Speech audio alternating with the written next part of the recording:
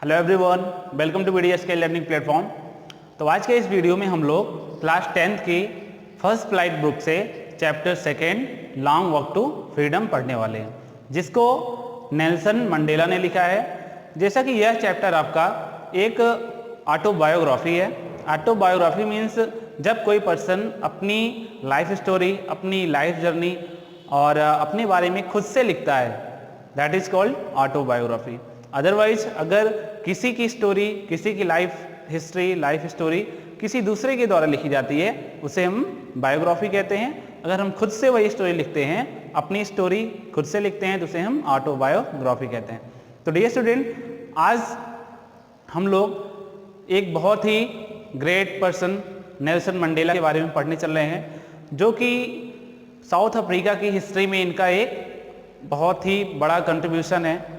और ये अपनी ऑटोबायोग्राफी इन्होंने खुद लिखा है, और इनकी autobiography long walk to freedom, उसका एक छोटा सा एक्सट्रैक्ट हमारे कंटेंट में, हमारे सिलेबस में इंक्लूड किया गया है, और अब हम उसको पढ़ने चल रहे हैं। तो सबसे पहले हम लोग डिस्कस करेंगे कि नेल्सन मंडेला की ऑटोबायोग्राफी को हमारे कंटेंट में, हमारे सिलेबस में क्यों शामिल किया गया। जैसा कि डियर स्टूडेंट, साउथ अफ्रीका में एक पॉलिटिकल सिस्टम हुआ करता था, अपार्थाइड। अपार्थाइड एक ऐसा पॉलिटिकल सिस्टम होता है जिसमें लोगों को उनके रेसेस के बेसिस पे उनसे डिस्क्रिमिनेट किया जाता है, उनसे उनकी पॉलिटिकल सिस्टम में कोई वैल्यू नहीं दी जाती है।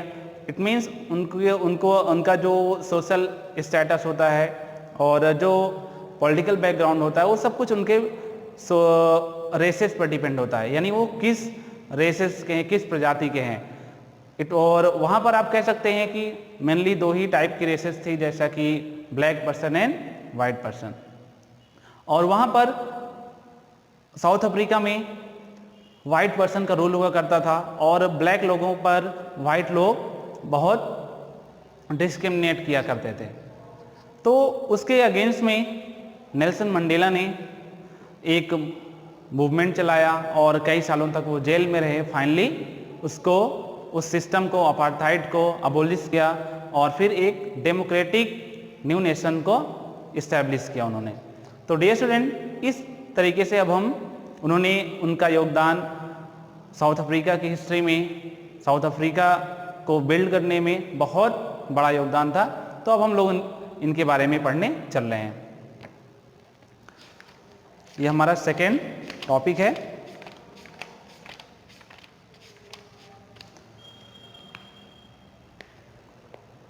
Apartheid is a political system that separates people according to their races. जैसा कि हमने आपको बताया, अपार्थाइड जो है एक पॉलिटिकल सिस्टम होता है जो कि उनके रेसेस के बेसिस पर उनको डिस्क्रिमिनेट किया जाता है, उनको अलग किया जाता है, उनको पॉलिटिकल पोजीशन उनके रेसेस के बेसिस पर दी जाती है।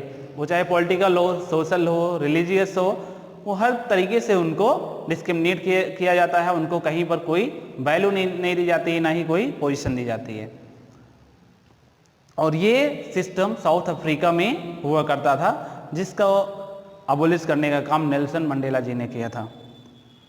अब हम लोग अपना लेसन चैप्टर स्टार्ट करते हैं। Mandela become south Africa's first black president. जैसा कि नेल्सन मंडेला साउथ अफ्रीका के फर्स्ट ब्लैक प्रेसिडेंट हुए, और जब वहाँ पर डेमोक्रेटिक न्यू नेशन का इस्टेब्लिशमेंट हुआ, उसके बाद वो पहले प्रेसिडेंट हुए थे। Nelson Mandela has become south Africa's first black president after more than 3 centuries of white rule. It means 3 centuries, 300 सालों के से भी ज़्यादा, 300 साल से भी ज़्यादा वहाँ पर वाइट लोगों का रूल हुआ करता था। उसके बाद वहाँ जब डेमोक्रेटिक कंट्री, जब अफ्रीका जो है, साउथ अफ्रीका एक डेमोक्रेटिक कंट्री बनी, तब वहाँ के पहले प्रेसिडेंट के रूप में नेल्सन मंडेला बने।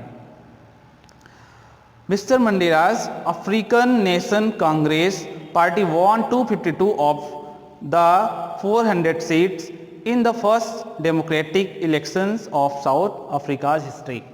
साउथ अफ्रीका की हिस्ट्री में नेल्सन मंडेला की जो पार्टी थी अफ्रीकन नेशनल कांग्रेस वहाँ 400 सीटों में से 252 सीट जीत करके वो 252 सीट जीत करके वो जो है ओथ शपथ ग्रहण किए थे। जैसा कि नेल्सन मंडेला की जो पार्टी थी अफ्रीकन नेशनल कांग्रेस, वहाँ 400 सीटों में से 252 सीट जीतकर विजयी हुई थी। द इनॉग्रेशन सेरेमनी टूक place in the union building amphi theatre in Pretoria today. जो इनॉग्रेशन सेरेमनी थी वो वहाँ प्रिटोरिया एक शहर है, उस प्रिटोरिया शहर के एक यूनियन बिल्डिंग है, उस यूनियन बिल्डिंग के एम्फी थिएटर मीन्स होता है एक ओपन प्लेस, उस यूनियन बिल्डिंग में मनाई जा रही थी, सेलिब्रेट की जा रही थी। Attended by politicians and dignitaries from more than 140 centuries around the world. और उस सेरेमनी इनॉग्रेशन में लगभग 140 देशों से ज़्यादा राजनेता, नेता और महान हस्तियाँ, बड़े बड़े लोग और बहुत से महान हस्तियाँ उसमें उपस्थित हुए थे। Never never again will this beautiful land experience the operation of one by another. अब नेल्सन मंडेला जी उस सभा को एड्रेस करते हुए, उन लोगों को एड्रेस करते हुए बोलते हैं कि अब से जो ये हमारा न्यू नेशन है, हमने इसको इतने सालों बाद, इतने स्ट्रगल के बाद एक न्यू नेशन इस्टेब्लिश किया है। अब इस हमारे नए राष्ट्र में कोई भी, चाहे वो ब्लैक रेसेस का हो चाहे वाइट रेसेस का हो, कोई भी एक व्यक्ति दूसरे व्यक्ति पर अब ऑपरेट नहीं करेगा, उनको किसी भी प्रकार से डिस्क्रिमिनेट नहीं करेगा। Jubilant scene on the street of Pretoria followed the ceremony with black, white and colored celebrating together। और ये बहुत ही जुबिलेंट सीन था, बहुत ही मनोहर, बहुत ही आश्चर्यजनक सीन था। जैसा कि बहुत सालों बाद वहाँ पर चाहे ब्लैक हो चाहे वाइट लोग हो, सब लोग एक साथ में आए थे और ये एक तरीके से जैसा रेनबो बन जाता है उस तरीके की एक दृश्य बन गया था। More than 1 lakh South African people, men, women, children of all races sang and danced with joy। लगभग 1 लाख से अधिक साउथ अफ्रीका के लोग वहाँ पर डांस कर रहे थे, गाना गा रहे थे और उस सेरेमनी को एंजॉय कर रहे थे, सेलिब्रेट कर रहे थे। 10th May dawn bright and clear।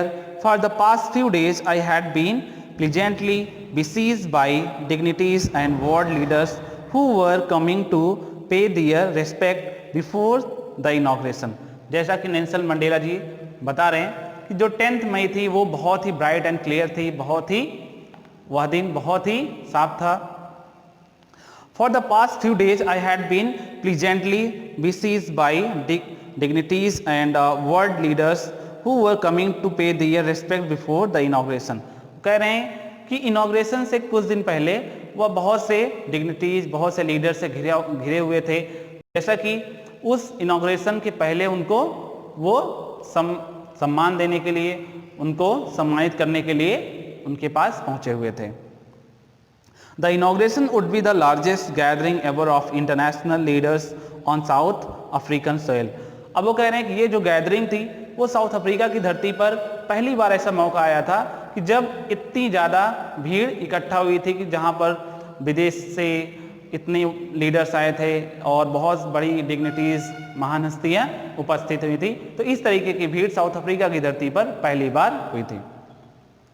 The ceremonies took place in the lovely sandstone amphitheater formed by the Union Buildings in Pretoria।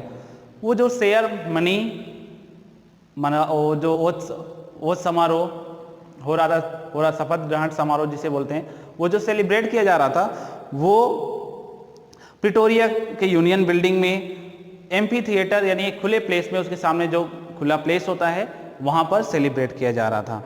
For decades this had been the seat of white supremacy and now it was the site of a rainbow gathering of different colors and nation for the installation of South Africa's first democratic non-racial government।